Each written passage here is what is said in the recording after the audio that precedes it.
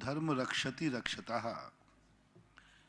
जो धर्म की रक्षा करता है, धर्म उसकी रक्षा करता है। जिस मद में तुम धर्म का भाव करोगे, उस मद में तुम्हारा पुण्य जाएगा। यदि तुमने औषधि दान में भाव किया है तो निरोगता के खाते जाएगा। आपने क्षेत्र की रक्षा करने का भाव किया है तो आप जहां असुरक्षितता की महसूस करेंगे वहां ये तुम्हारा काम आएगा। क्योंकि आपने कभी तीर्थ क्षेत्र की रक्षा की थी तो आपके जीवन में चारों तरफ से संकट आ गया, डाकू आ गए, आतंकवादी आ गए, शेर चीते आ गए, सांप आ गया। उस समय तुमने तीर्थ क्षेत्र की कहीं रक्षा की होगी, वो तुम्हारे काम आएगा। हमने एक बार कहा था, जिंदगी में सबसे ज्यादा असुरक्षित रहती है नारी जाति। हमेशा उसके अंदर भय रहता है। और खास तौर से सबसे बड़ी नारी की जिंदगी का मोड़ होता है कन्या का विवाह। एक जिंदगी का ऐसा खतरनाक मोड़ है जिस अकेली कन्या को किसी के दूसरे घर में अकेले प्रवेश करना है और जिंदगी भर समर्पित होना है, और जिस घर में प्रवेश कर रहे हैं उस घर से लौटने का कोई दरवाजा नहीं है। स्त्री जाति का एक सबसे बड़ा, देखो, कोई लौटने का दरवाजा नहीं है। वो एक अतिक्रमण करे वो बात अलग है, कानूनन स्त्री की जाति एक बार होती है और एक से होती है, उसके लौटने का कोई दरवाजा नहीं है।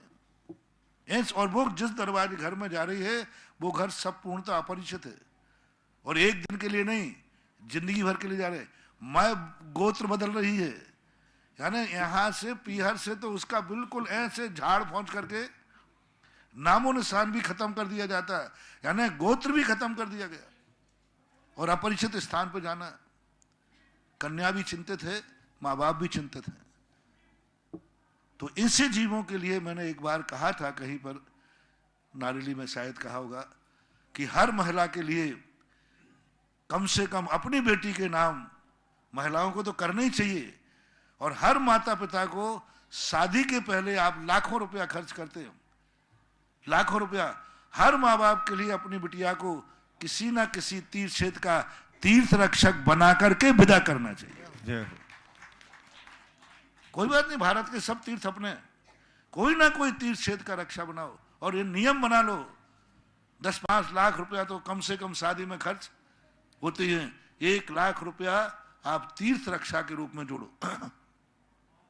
हर माता पिता को कह रहा हूं, जो जो अपनी बेटियों की शादियां करना, शादी के पहले, विदा करने के पहले, भावर के समय या पहले से ही अपनी बिटिया को किसी उसी बिटिया के नाम से तीर्थ रक्षक बनाओ। और ये प्रार्थना करो, भगवान मैं तो अब वहां जा नहीं सकता, बिटिया को पराए घर जाना निश्चित है, बस आज ये बेटियां तेरे तीर्थ क्षेत्र की रक्षा कर रही है, हमारी बिटिया की ये तीर्थ रक्षा करेगा। क्योंकि जैसा बोओगे वैसा पाओगे। एक बार महिलाओं को भी अपनी जिंदगी में बहुत असुरक्षित महसूस होता है, उनको जरूर तीर्थ रक्षा करना चाहिए। तीसरी बात, आपके बच्चे जब बाहर जाते हैं, आपके प्राण निकलते हैं कि बच्चा कैसे सुरक्षित रहेगा। क्योंकि पहले तो पढ़ाई होती थी, अपने गांव में होती थी, अपने नगर में होती थी, अपनी कस्टडी में होती थी। आज तो बच्चों की पढ़ाई इतनी खतरनाक है, कहाँ भेजना पड़े कोई ठिकाना नहीं, कितनी दूर भेजना पड़े कोई ठिकाना नहीं। तो जो बच्चों को अपने पास से अलग पढ़ने भेजते हैं, कोई कोटा कोचिंग के लिए भेज रहा है, अब डर है, वहां भी कांड हो चुके, 1-2 बार अपहरण हो चुका, 1-2 केस वहां हो चुके, बहुत भयंकर केस हुए।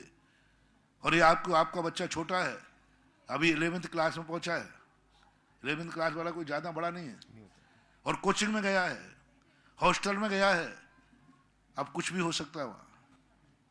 क्योंकि वहां सब नौकरों के हाथ में है, चौकीदारों के हाथ में है। नौकर चौकीदार बिकने में कोई देर नहीं करते हम। तो मेरा कहना है कि आप लाखों रुपया पढ़ाई में लगाएं, कोई आपत्ति नहीं है। बच्चे को जब अपने घर से बाहर निकालें किसी व्यापार के लिए, किसी पढ़ाई के लिए, तो उसे किसी तीर्थ क्षेत्र का तीर्थ रक्षक बना करके उसको भेजें, वो तीर्थ रख उसकी रक्षा करेगा।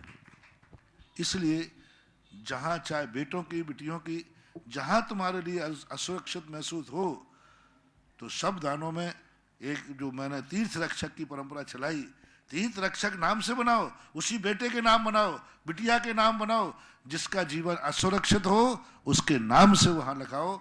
ऐसा होना चाहिए।